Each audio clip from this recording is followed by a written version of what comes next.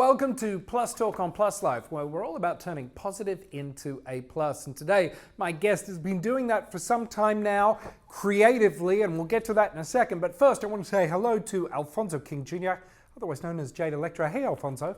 Hey, how are you? I'm good. Thanks for doing this. I really want to start by asking you about your HIV story and journey. I guess mine starts technically in '89. That's when I became positive. But I was too afraid to go get tested, so I didn't do it until the summer of 1990. And I got diagnosed then. I was living in Tampa, Florida.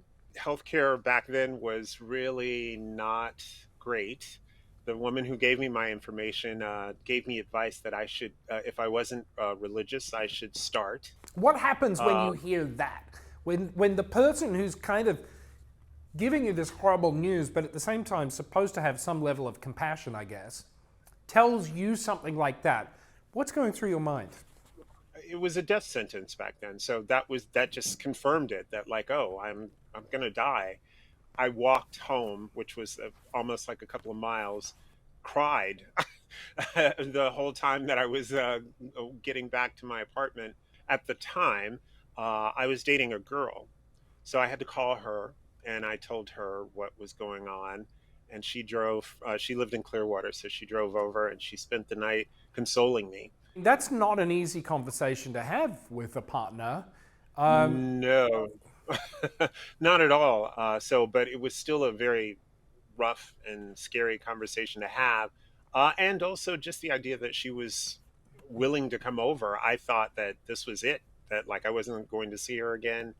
I was worried that she was going to tell everyone that she knew. Because back then you could lose your housing, you could lose your job, like all kinds of stuff. It was great that she came over, but it was still a really rough conversation. And I still had to have that conversation with a couple of other people, partners, sexual partners at that point. You've mentioned before that you were concerned about talking to your family, obviously, about the status. Oh, But tell tell us. I mean, we can have a chuckle about it now, but tell us yeah. about the hesitation in talking to your father, in particular. Well, I mean, my father was already like, he was hoping and praying that this relationship with this girl was going to convert me back.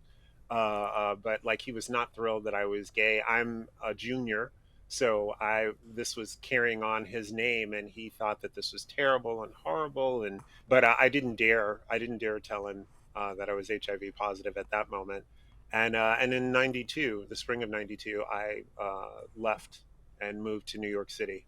So I moved to New York and immediately fell into the ballroom scene. Got inducted into the House of La Beja. How important was that for you in that moment to find that family? For the first time, I felt like I belonged somewhere because when I was living in Tampa, um, the scene there was really small. Everyone knew each other. And that was the other reason that I couldn't be out because of that. Everyone knew who I was. So to go to New York, when I went there, I actually decided to kind of blend in with everything. So I stopped the wild dressing and all that stuff.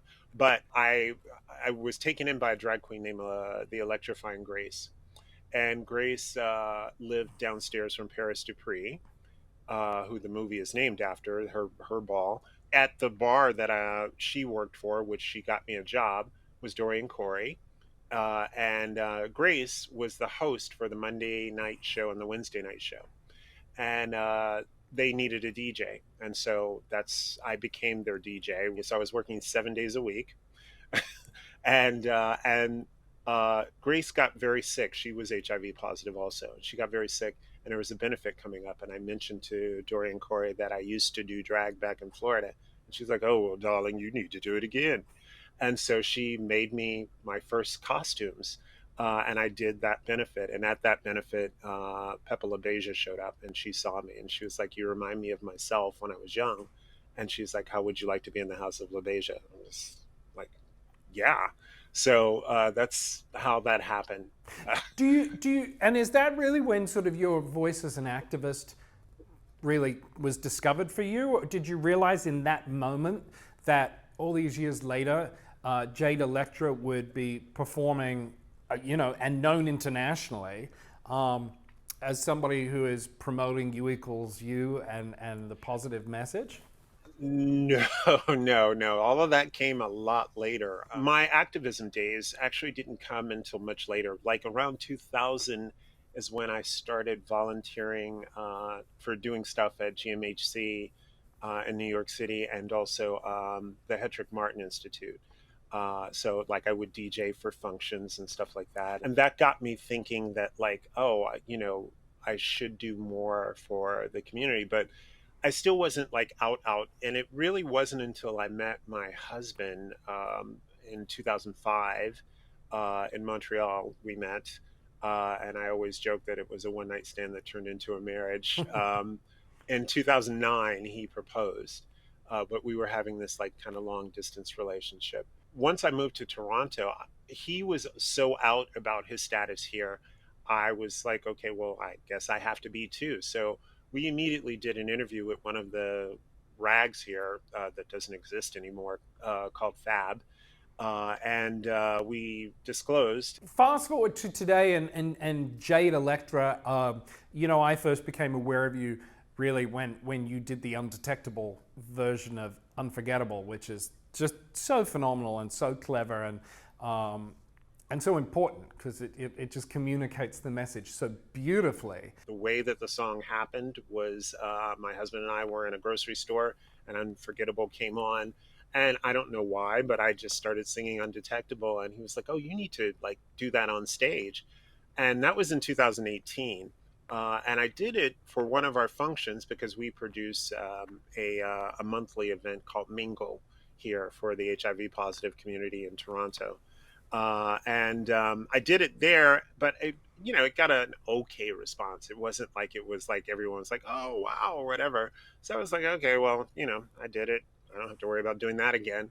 But the following year, I became one of two of the very first drag queens to perform at the AIDS Memorial here. And so I sent them like some links to songs, like video, YouTube links of songs. I was like, pick something that you want me to do. And I'm thinking that they're going to pick like one of my more upbeat songs or whatever. And they're like, no, you have to do this. And I was like, okay.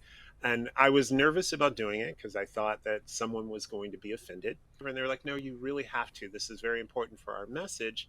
And it didn't dawn on me when I was singing it at the time. I just was like, okay, well, I need to get through this. And I remember getting to the memorial because it was outdoors and walking out on the stage. And I was like, man, I hope that this isn't going to be a disaster. But from the very first second that I said the first undetectable, the word, everyone, I could feel the crowd, the love, the warmth, everything, and it just kind of flowed from there. As soon as I finished the number, I remember getting off stage and people were cheering or whatever, and there was an older gentleman, very frail, who walked up to me and touched my arm and said, "Thank you for making me feel sexy again." And that was the first, I was like, what just happened? Like because I'm thinking of all of what I was thinking during holding the pad and doing the number. It didn't occur to me until that moment that this meant something else. Yeah. So that's such an absurdity. That's such an important message to hear that and to amplify that and say that, because I think so many people who are newly diagnosed HIV positive or not newly diagnosed who are living with HIV think we're not sexy anymore because of those three letters in a symbol. Yeah.